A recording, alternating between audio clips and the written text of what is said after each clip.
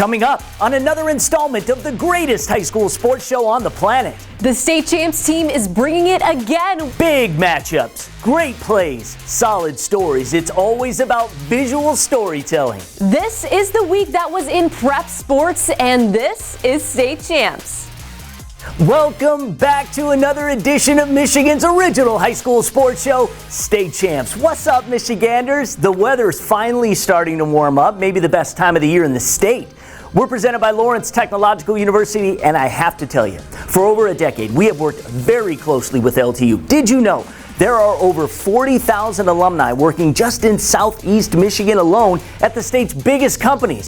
What that means is there is an incredible networking opportunity that Lawrence Tech graduates have over other universities. Do you want to be a college athlete? Recruit yourself at LTUathletics.com. I'm Lorne Plant. I'm Jenna Rose. Great to be back with you on the State Champs stage. We have a wonderful show ahead with some awesome highlights, but that's not all. Do you know how to properly do a bench press? I sure don't, but you will. We catch up with the head baseball coach at Grand Blanc. The Bobcats are a program on the rise, and it starts with leadership. We also keep you in the loop with the latest news from the MHSAA, and of course, what's the latest in the total softball player of the year race? Stay tuned. More changes, that's it. So let's get after it. The highlights start now.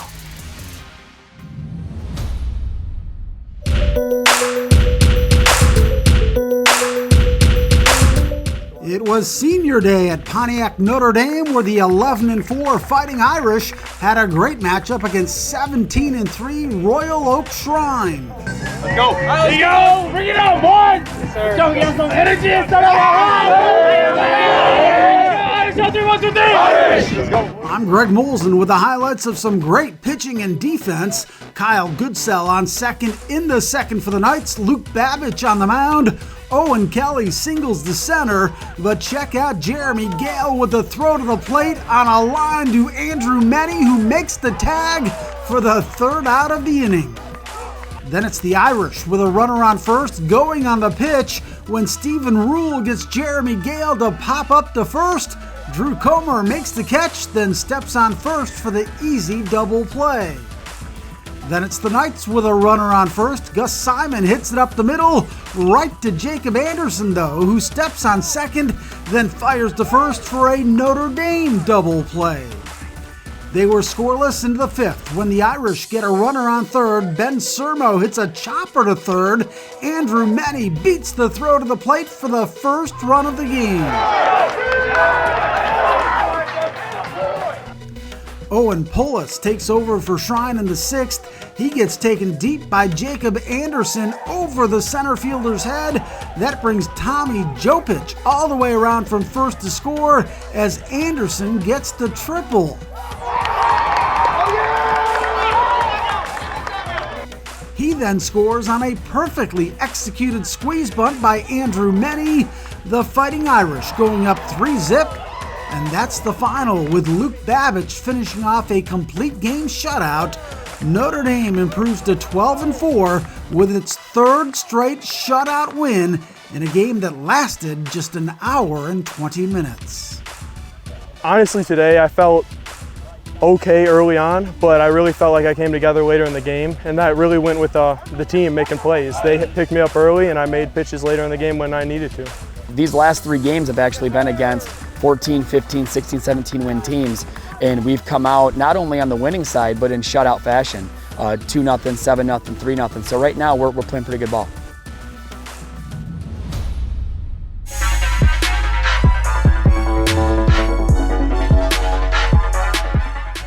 I'm Chuck Pellerito at Grosse Pointe North for the rubber match between MAC White foes. The Norsemen won Game 2, 8-3, and the Utica Ford Falcons took a close Game 1, 10-9, looking to take the season series here. Opening frame and the Falcons get things going. Runners on first and second for Joe Dickinson. He takes the pitch the opposite way, just past the second baseman. Connor Cornwell on his horse around third, and the Falcons open up the scoring. Second inning, and they pick up right where they left off. Runners on first and second again, this time for Cornwell. He hits a grounder to Brett Arsenault at third, but the throw is just offline. It rolls into right field, and Bradley Carson comes around for forward, making it 2-0. In the third, Falcons have two on again. Ryan Pelega at the dish. He hits a liner into left field, but Drew Hill throws an absolute dart to the plate. James McCauley gets the tag in, saving a run for the Norsemen. No scoring in the middle frame, so we jump to the 6th. Forward with runners at the corners. Jordan Arsenault on the hill. Nasty breaking ball for strike 3, but it gets away from the catcher, and Nate Hill comes in from third. A pass ball would score another run, and it was 4-0. Bottom of the 6th, GPN's bats would start to come alive. They've got runners on the corners. Danny Vogler hits a deep fly ball to center field. That has plenty of distance for Chris Marshall to tag and come in, but the sacrifice fly is all they would get in the inning.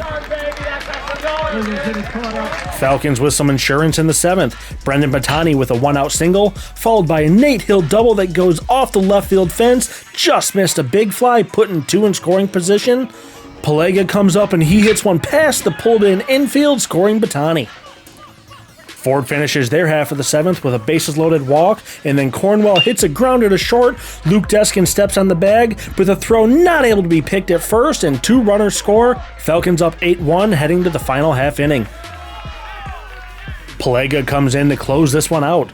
Gets 2 pop flies before surrendering a walk, and check out the web gen from Kyle Revere. Diving behind second base, pops up, gets the throw to first in time, and that would be the ball game as Utica Ford takes the rubber match between Grosse Pointe North, 8-1, the final score. 1, 2, 3, let's go! Hey Brady, back up.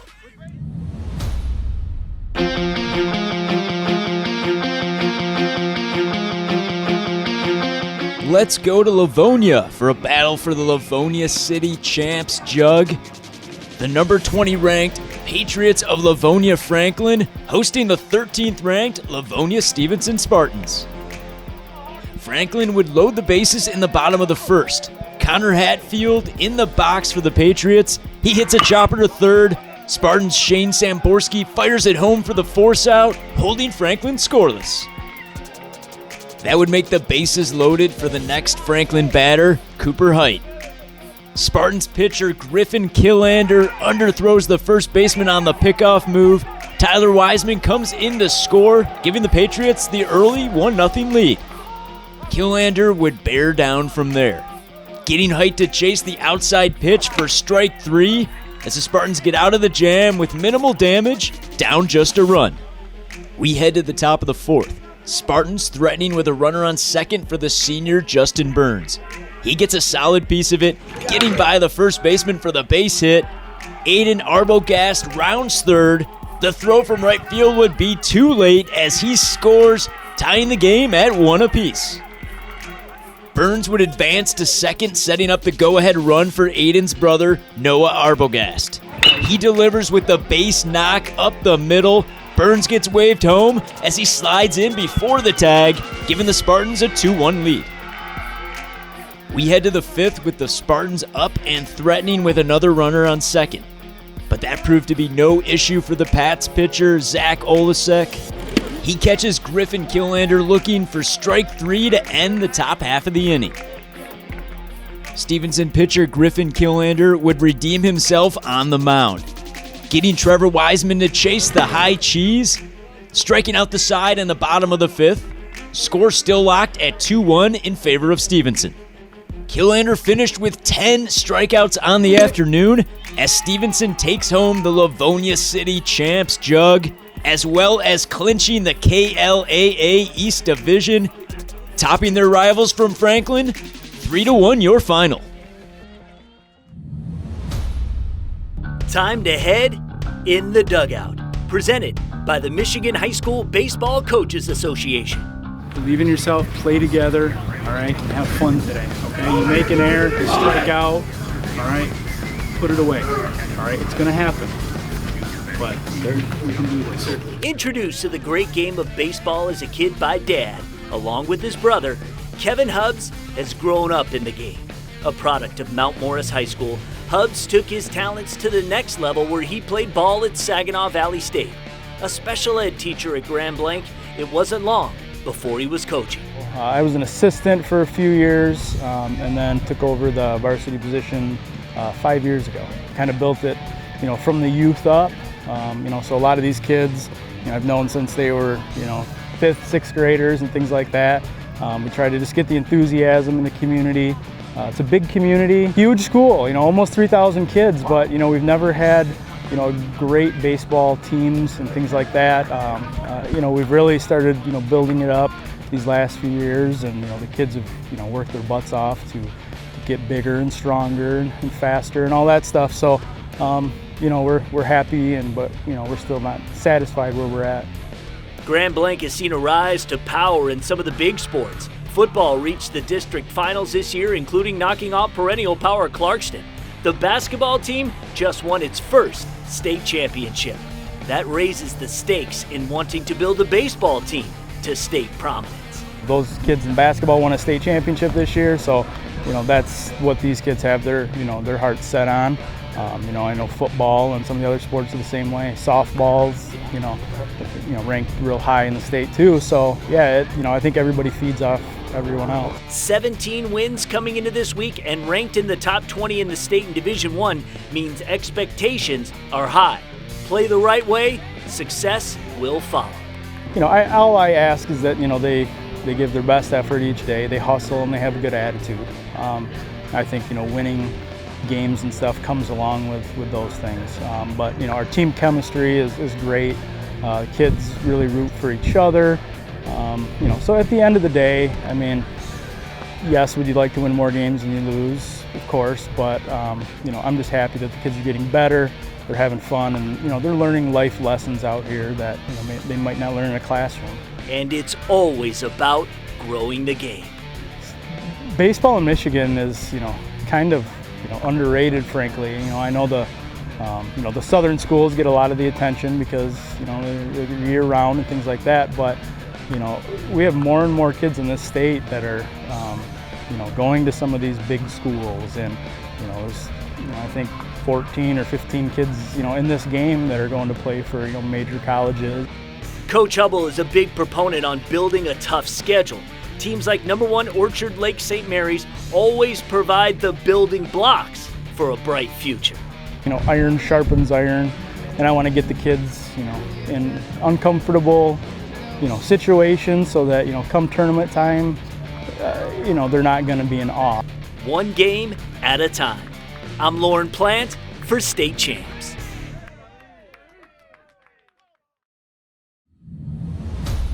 State Champs, Michigan's high school sports show, is brought to you in part by Detroit Medical Center Physical Therapy and Sports Medicine.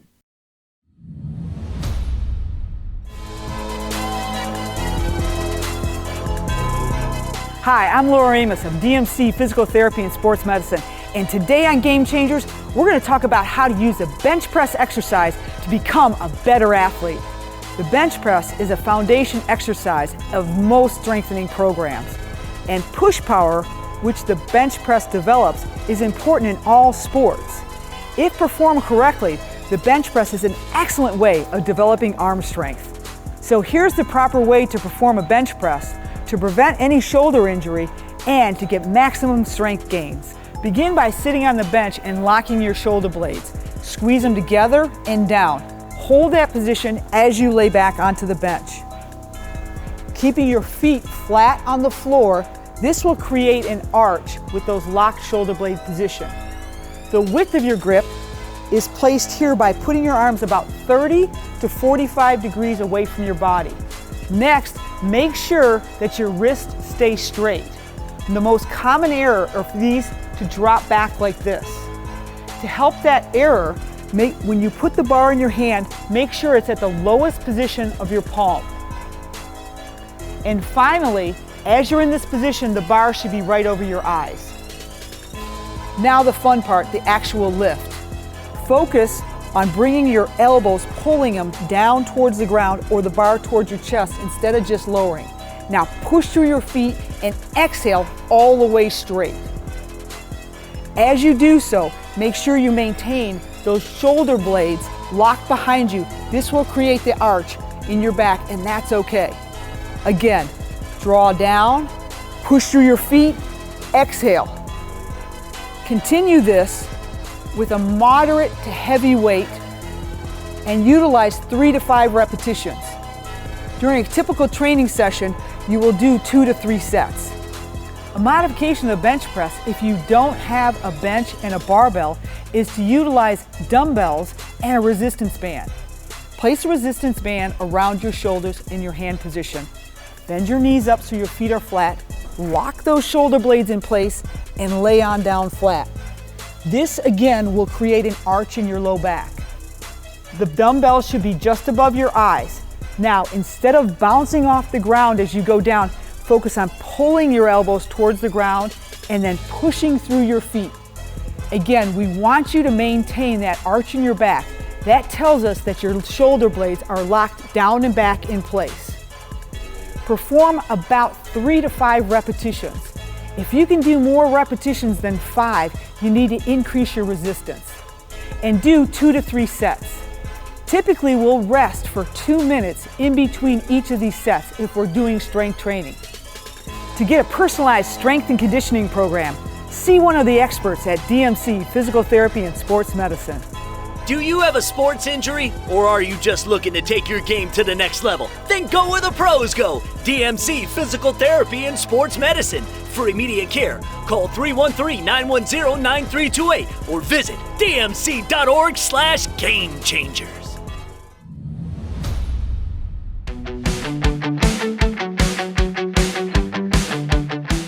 We're at L'Anse Creuse High School for a girls' soccer matchup between the Lancers and the St. Clair Saints. Both teams battling for first place in the MAC Blue. We pick things up early in the first half. St. Clair fighting for possession in the offensive zone. Tara Malone crosses it. Maya Freeland races to the ball, but L'Anse Creuse goalie Cassidy Lanthier is there to make the save. Couple of minutes later, Lancers with possession. Ashley Duchesne sends it up to Madison Vahegi from midfield. Vahegi gets by the defender and fires a shot, but misses just left of the net. After a handball, Sydney Rizzo had a direct kick for the Lancers. Great attempt, but Abigail Perry makes the nice save to keep the game scoreless. Second half now, Saints with possession. Taylor Helton sends a pass up to Kennedy Hollerback, who splits the defenders. She shoots, but Lanthier with another nice save to keep zeros on the board. That would finally change with 35 minutes to play in the game. Maya Freeland passes it up to Tori Malone. The junior turns on the Jets, gets past the defender, and sends it home. The Saints strike first. They take a 1-0 lead. L'Anse Creuse looking to tie it up with 20 minutes on the clock now. Jen Matak steals the ball at midfield and pushes it ahead. She finds Sophia Larrabee, who fires a shot from deep, and it bangs off the right post. They do get the ball back. Larissa Stutt sends a crosser in front. Madison Vahegi is there for the header, but she misses just to the right of the net, and they could never even it up. St. Clair gets the road win at L'Anse Creuse. 1-0 is the final score. The Saints take over first place in the MAC Blue.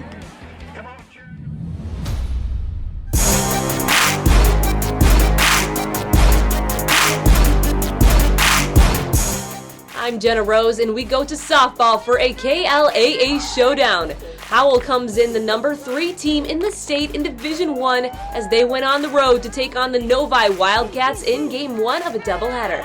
This game featured 2 pitchers in our Total Softball Player of the Year race. Avery Wolverton, the senior from Howell, who's committed to Furman, and Regan Bennett, the sophomore from Novi, who was added to our top 10 last week. And we'll start in the top half of the first. Howell with a runner standing on third base, but it would be Bennett that would get Delaney Gillette to go down looking to end the threat. The Wildcats coming in with a 16-6 record on the season. They had a runner in scoring position in the bottom of the first, but Wolverton would get Camelia Freeman with the swinging K. We were scoreless after the opening inning. Both pitchers were on their game in this one as Bennett brings the heat to Jane Anderson for the strikeout. Back comes Wolverton as she gets Avery Meister to go down swinging. Wolverton finished the game throwing 13 strikeouts. We go to the top of the 6th with the Highlanders threatening again with the pair on. It's Wolverton helping her cause at the plate with the base hit to center that would score Maddie Springer and Natalie Savage. Highlanders would take a 2-0 lead. Now to the bottom of the 7th, the Wildcats looking to even this game with runners on second and third. Elizabeth Ridzik lines it back to Wolverton. She tries to get the double play at third, but the throw is off. Sarah Cho comes in to score. They added another run, and we're going to extra innings tied at 2. Howell looking to regain the lead in the 8th with runners on the corner, but Bennett would throw her 16th strikeout on the afternoon right here on Savage. We now head into the bottom of the 8th. And the Wildcats would have the bases juiced with 2 outs. It would be the sophomore Ridzik with the single. Ali Sharnowski would touch home as Novi wins in walk-off fashion in Game 1 of the doubleheader, 3-2, your final score.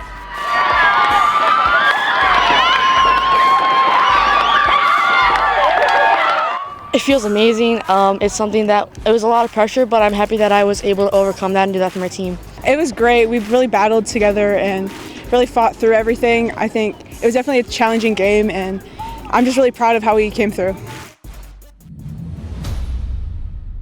State Champs Michigan's high school sports show is brought to you in part by the Michigan Army National Guard, a proud partner of the MHSAA.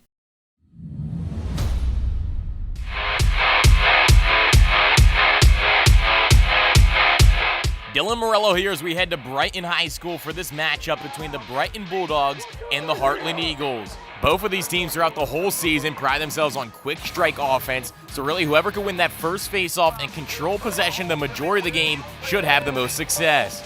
Both teams would be able to add 1 goal apiece, but then it would be the sophomore for Brighton, Carson Billig, rips one in, tickling the twine, Brighton up 2-1. It's Brighton once again continuing on with the pressure. This time, John Arndt doesn't make any mistake. He wheels from behind the net and rips it far post and in. The Bulldogs up 3-1. But after that tally, it would be Heartland the rest of the quarter. As you see here, Bo Lockwood using the pick to his advantage. He comes around to the front of the net, ripping that one home. Heartland now up 5-3. Heartland would add 2 more goals after that, but a late quarter push by the Bulldogs. Here the pass down low to senior Brendan Mercer. He's able to rip it post and in. The Bulldogs cut the lead to 1 going into the second. The second quarter was much tighter defensively. Both teams only scored 2 goals apiece, but here's Bo Lockwood behind the net for Heartland, passing it in front to the senior Noah Luck. He's able to twirl his hands and fire it down low. The score was now 9-8 going into the halftime. Returning from the break, it would be all Eagles as it's Bo Lockwood once again and ripping it to the far side of the goal. Brighton now trying to mount a comeback. It's John Arndt once again behind the net. He fumbles the ball, able to recover it. He wheels to the front and firing it home. The Bulldogs now only down by 4. Unfortunately, it'll be a little too late as Heartland comes down here. Noah Luck, he fires it in and gets his 4th goal of the game. Heartland goes on to beat Brighton by a final score of 16-10. Led by Noah Luck and Bo Lockwood, who each recorded multi-point games. Time now to take a look inside Lawrence Technological University Athletics. We had a chance to chat one-on-one with one of the LTU marching band members to find out why she chose LTU. My name is Megan Kaminsky, and I'm one of the members of the color guard here at LTU's marching band. I am a sophomore in architecture. It was definitely a bit of a challenge finding a good architecture school in Michigan, and I just naturally kind of came to LTU. A large part of it is LTU is very close to home for me, so it's a very easy school for me to commute to. A lot of the people who are a part of the marching band live here on campus, and a few of us do commute though, and I'm really glad that we have the opportunity to do so, because for me it's really nice to have my college experience and do my schoolwork and kind of have this recreational activity where I can still see my friends and still be able to do something kind of creative and something to express yourself, like being in color guard and playing music. So it's a really nice balance of doing all these different things, and I would say to anyone curious, I always tell a lot of people, you know, LTU is a wonderful local college, and you can do as many things as you can. I know some people are a little bit scared by having too much on their plate. And I would encourage anyone who's worried about that, for sure, do whatever's best for you, but I just want to put it out there that I think it's very doable. So I want to especially put it out there for anyone who is local and would like to commute, because that was an interesting circumstance for me and a couple of others. It is very doable and it's very rewarding. If you want to learn more about the marching band or becoming a member of the marching band, check out ltuathletics.com and recruit yourself.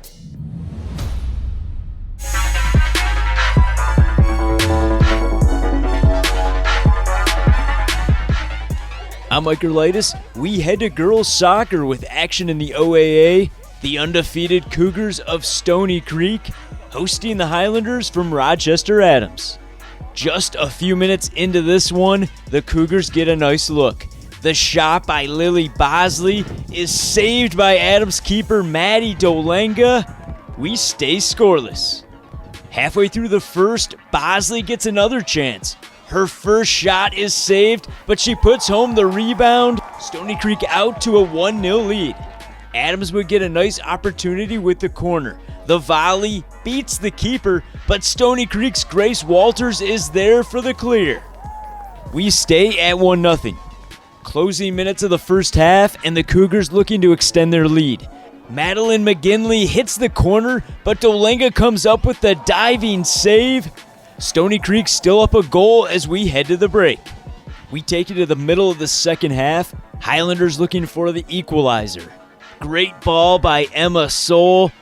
Amanda Collage's shot just misses wide as Stony Creek holds on, beating Rochester Adams by a final score of 1-0.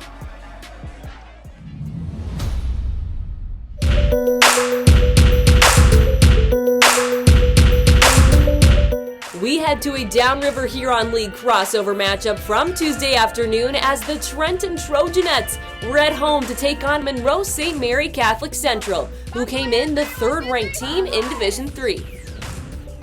We pick things up in the bottom of the first with Trenton threatening with a runner on second, but SMCC pitcher Anna Dean would get London Williams to go down swinging to end the inning. Dean threw 7 strikeouts on the afternoon. The Trojanettes once again on the prowl in the second. With a pair on, the freshman Aaliyah Tungway beats it out for the infield single. Another freshman, Molly Edmonds, crosses the dish to give Trenton a 1-0 lead. But the Crestals would respond in the third with some 2-out hitting. It's Dean helping her cause at the plate, here getting it to drop to left for the double. Emma Gessner comes in to score to tie the game up at 1 apiece. Trenton junior pitcher Aaliyah Johnson would come right back and strike out Kylie Barron, looking to end the top half of the third. Back comes the Trojanettes in the bottom of the inning. The senior Olivia Raymond pokes it to center for the base hit. Our total softball player of the year candidate, Lily Valamont, comes hustling around to score, putting the Trojanettes back in the lead at 2-1. And they would add some insurance in the fifth. The junior Valamont, who is already verbally committed to play at Northwestern, rips it to left.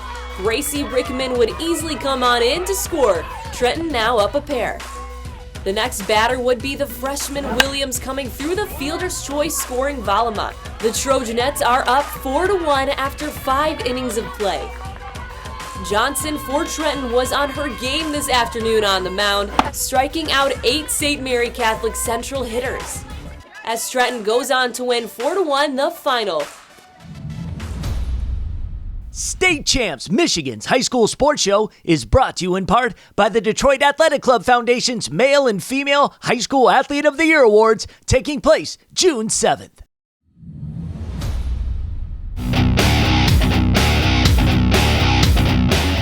I'm Greg Moulson at a Tri-Valley Conference doubleheader. The Frankenmuth Eagles on the road against their rivals, the Millington Cardinals, coming into the day at 22-0, ranked number 1 in the state in Division III. Ashley Zeal throwing a great game on the mound for the Cards. She had 11 strikeouts in the opener, but that total was topped by the Eagles' Brooklyn Campo. She had 16. Campo didn't give up a hit until the 4th, when she watches this one go flying over the fence and left, Trinity Fessler with the solo home run to make it 1-zip Millington.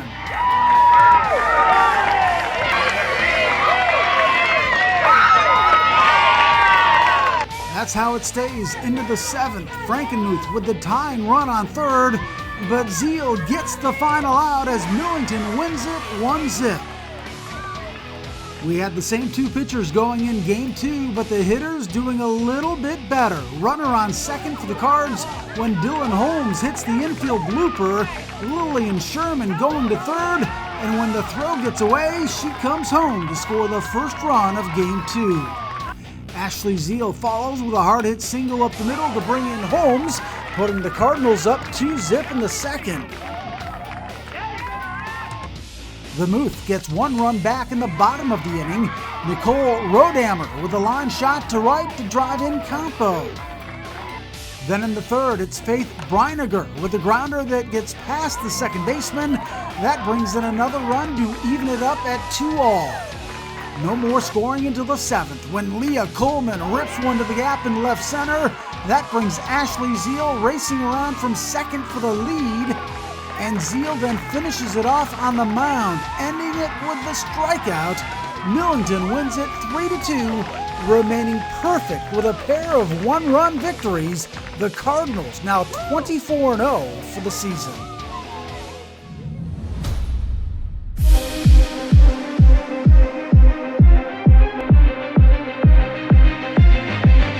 Hey guys, welcome back inside the State Champs Sports Network studio for another update in our Total Softball Player of the Year race. Of course, Total Softball's Donnie Dreher joining me as always, and I think we're starting a trend. We're going to see more changes to our top 10 this week. Now, let me just preface by saying that this year is obviously a little more unusual than most. There are players who may not be in the running right now, who maybe were in the running, that maybe might be coming back. Really, Donnie, we're seeing that list, that watch list that was, in the 30s, the 40s, now really kind of becoming less than 20. Yeah, the numbers that are piling in, we've seen the watch list cut down, where we're maybe looking at 40 or 45 kids. Now we're probably at 15 or 17. So really the top 10 is stretching in that we've got kids that are really battling to get in the top 10. We've got changes this week, and I'm positive we're going to have changes next week based on the numbers that we're seeing. We are saying goodbye to the talented junior going to Northwestern, Kelsey Nader. She will be out of the top 10 for now. I know she's had a lot of support online, and we appreciate that. She's going to have an opportunity to play her way back in. But could not keep this next athlete off the list any longer. Her name is Kendra Vanderluck. She is a senior at Otsego. She is going to play her college ball at Toledo. And she's a pitcher, infielder, and really does a great job on the mound, but it's at the plate where she is killing. She's hitting over 560. She's got 15 home runs. Remember, the record's 26.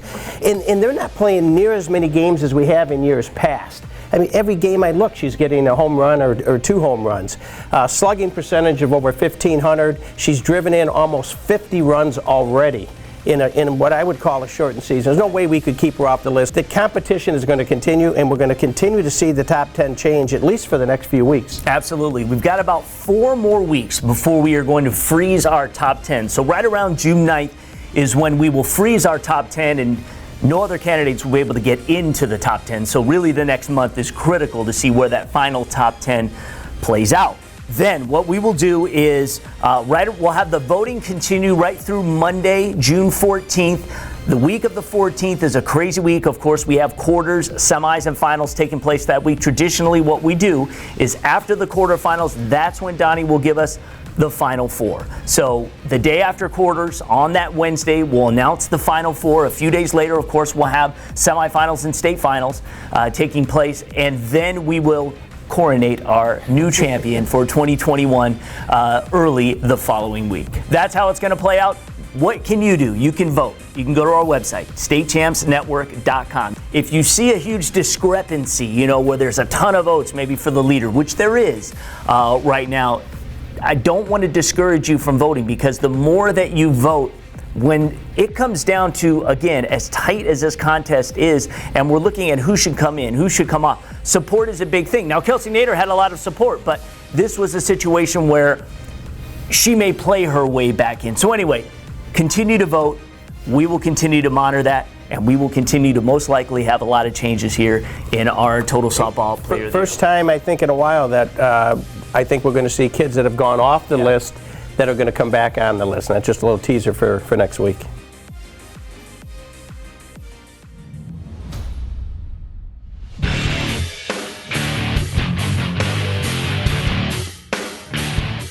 On Microlitis, we head to Warren on Kelly Field for a non-conference baseball matchup. The De La Salle Pilots hosting the Tars of Anchor Bay. We start things off in the top of the first. 2 runners on for Anchor Bay. The pitch is in the dirt. Ty Shornack takes off for third. The throw gets past the Pilots' third baseman. As Shornack comes in to score standing up, Tars up 1. But the Pilots would get the run right back in the bottom half.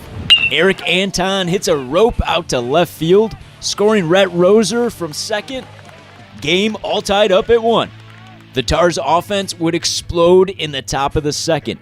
Elijah Dielka hits a grounder right up the gut. Luke Zyrick gets sent home from second. The throw is off the mark as the Tars take a 2-1 lead. Another runner in scoring position for the Tars, Zach Slezak, and he gets the base hit into left. Ethan Miller rounds second and would come in to score. Tars now leading 3-1. Liam Carey now up with the bases juiced. He gets all of it, hitting a shot deep to left, bouncing off the wall.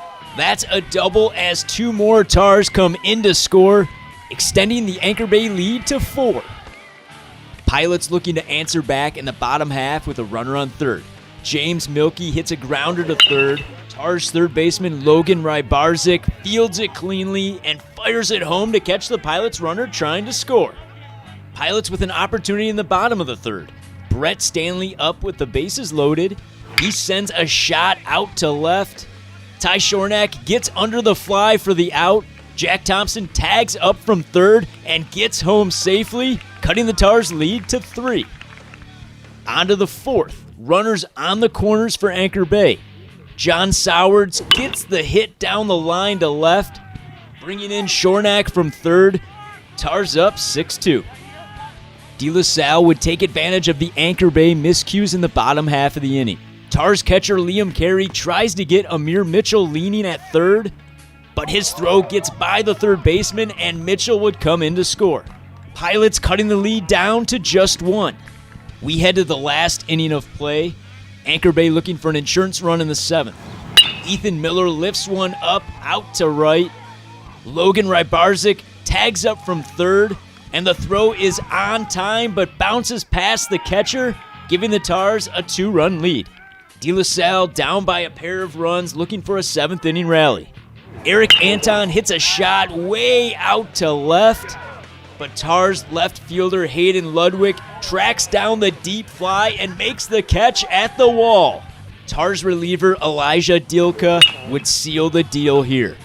Tars shortstop Zach Slezak is under it for the final out of the game as Anchor Bay holds off the Pilots rally, getting the win on the road over De La Salle with a final score of 7-5.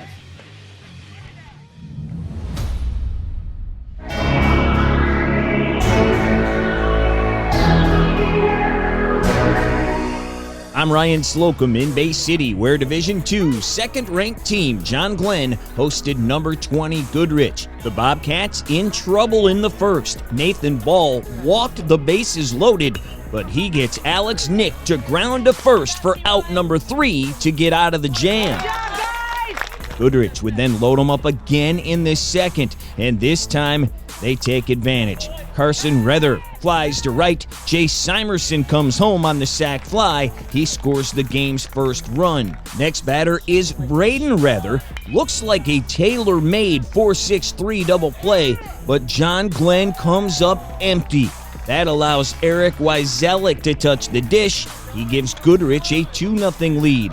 Noah Keller then comes to the plate. He lays down a bunt and will be thrown out at first, but heads up base running by Milo Desiecki, who dirties the dish and himself. The Martians led it 4-0 after 2. and they go back to work in the fourth. Keller chops one to right, bringing in Braden Rether. The Martians playing out of this world, now up a 5 spot. Still in the fourth, Alex Nick slaps one the opposite way and off the glove. Keller comes home to make it 6-0, and they're not done. Milo back up the box. Joey Bellinger scores. Goodrich takes a commanding 7-0 lead.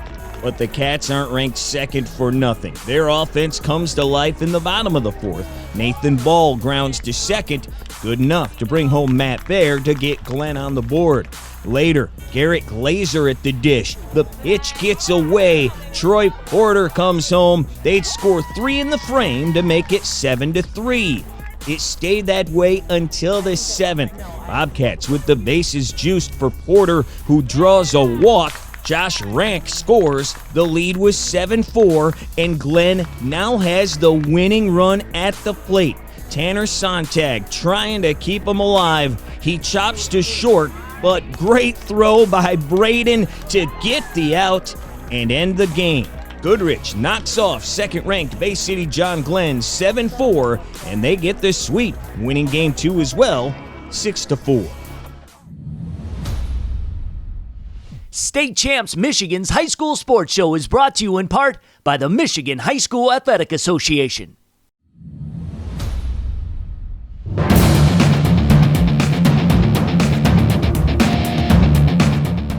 We're at Romeo for a MAC Red girls tennis match between the Romeo Bulldogs and the Grosse Pointe South Blue Devils, continuing their match from last Friday that got rained out in the middle of the match. We start off in 3 singles, 2 juniors battling it out, Natasha Burr from Romeo and Olivia Sutz from South. But this match would go to Romeo. Burr would take the first 2 sets, and they were 30-all as Burr would get the first 2 points. Burr with the soft touch, Sutz fires it back, but Burr keeps her composure and close, hitting it just out of reach of the Blue Devil, as Natasha Burr takes the 3 singles victory. On to 4 doubles, South's junior Kara Chadwell and freshman Maeve Hicks would take the second set after falling short in the first. Maeve Hicks in close hits it deep inbounds, and Grace Cashin can't return the hit, South with the point. But junior Grace Cashin and freshman Trista Emile from Romeo would come back in the third set. Emile working in close with the soft touch out of reach of the Blue Devil. Romeo takes the third set 6-4 to win 4 doubles. Back to 2 singles for a match between Romeo freshman Jade Salvatore and senior Marion Humbach from South. Humbach would take the first set in a close one. Salvatore comes in close to finish it, but Humbach fires it back behind the Bulldog and it bounds for the point. Salvatore would take the second set 6-3, both ladies fighting for the third set victory. A long volley between both opponents, but Salvatore with the strategic shot out of reach for the point as freshman Jade Salvatore takes the victory. Single scores tied up at 2 apiece. On to 2 doubles for the last match. The Bulldog seniors Madison Jonabet and Alex Basil fall short in the first, but come back in the second, with Basil hitting it to the right of the Blue Devil, and her return falls short, taking the second set 7-5. But South senior Anna Dietz and junior Molly Perkins would come back in the third set, winning 6-3. Some good teamwork from the Blue Devils as Molly Perkins hits the rocket between the Bulldogs. Grosse Pointe South clinches the MAC Red Division with the victory. Romeo finishes in second.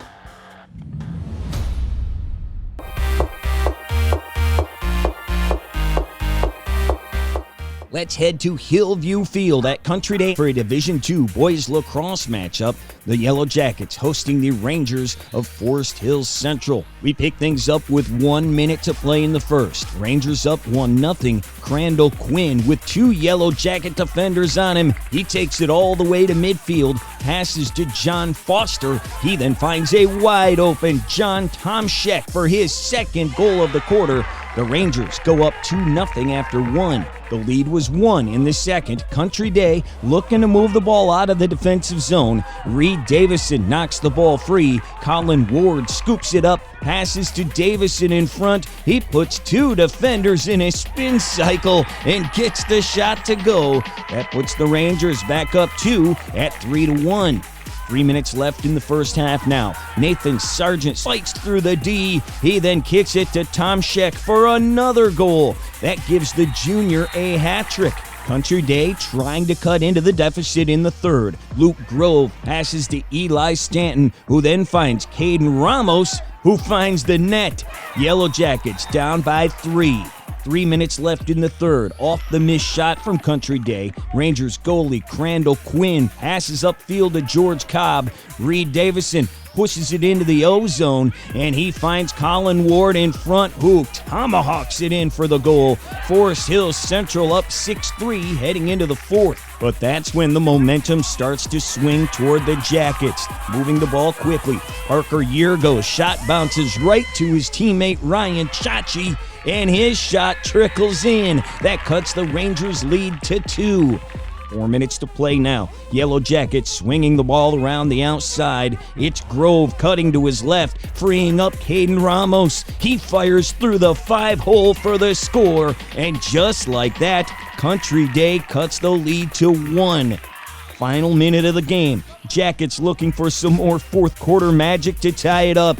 Grove passes up top to Benny Faber. He fires a shot at the net, but Crandall Quinn makes the clutch save with just 10 ticks left on the clock, and that would seal it. Forest Hills Central hangs on to get the long road win at Country Day. 6-5 is the final score. The Rangers improve to 10-3 on the season.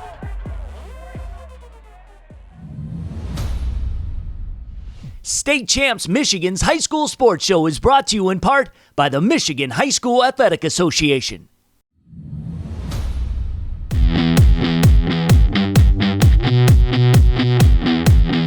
The MHSAA is happy to announce that 8 Student Advisory Council members from the class of 2023 have been selected and will start 2-year terms this fall. The 8 newly selected members join 8 from the class of 2022 in making up next year's council. They were chosen from more than 110 applicants and attend school at Plainwell, East Grand Rapids, Okemos, Lansing Catholic, Saginaw Heritage, Escanaba, Petersburg Summerfield, and Clarkston. The council typically meets 8 times a year, including attendance at a 24-hour leadership camp. The council assists in the promotion of educational athletics by discussing the 4 S's of educational athletics: scholarship, sportsmanship, safety, which includes health and nutrition, and the sensible scope of athletic programs. A 5th S, student leadership, is also part of their discussions. The Student Advisory Council program started in the 2006-07 school year, making this the 16th class of council members. For more information about the Student Advisory Council, visit MHSAA.com. Hey everyone, we hope you're getting a chance to check out our spring sports podcast, the Extra Innings Baseball podcast with Rob Mendyka and Madison Heights Lamphere head coach Adam Woolley drops on Wednesdays. The Swing Away softball podcast with yours truly, along with Total Softball's Donnie Dreyer and College Bound Jocks Brian Chittister. And the Face Off Lacrosse podcast drops Fridays, where Sean Belegian and Orchard Lake St. Mary's coach Greg Durham talk everything Stickside. The biggest way to show your support for State Champs Michigan is by following us on social media. And by all means, if you like what you see, share it. And believe this, I have won 2 in a row in Rocks, Paper, Scissors versus Jenna to end the show. So now it's time for the trifecta. Let's do this. Here we go. Rochambeau. Yes, let's go. Sorry about it. State Champs Michigan's High School Sports Show is presented by Lawrence Technological University. LTU offers over 24 varsity sports for men and women, along with several dozen world-class undergraduate programs. Athletic and academic scholarships are available in all sports. Visit LTUathletics.com and recruit yourself. Also brought to you by the Michigan High School Athletic Association, promoting the value and values of educational athletics. The Michigan Army National Guard, a proud partner of the MHSAA. the Detroit Athletic Club Foundation's Male and Female High School Athlete of the Year Awards taking place June 7th. Detroit Medical Center Physical Therapy and Sports Medicine. Do you have a sports injury, or are you just looking to take your game to the next level? Go where the pros go. Visit dmc.org/gamechangers. And the Michigan High School Baseball Coaches Association, a proud partner of state champs. For all things high school baseball coaching in Michigan, visit MHSBCA.org.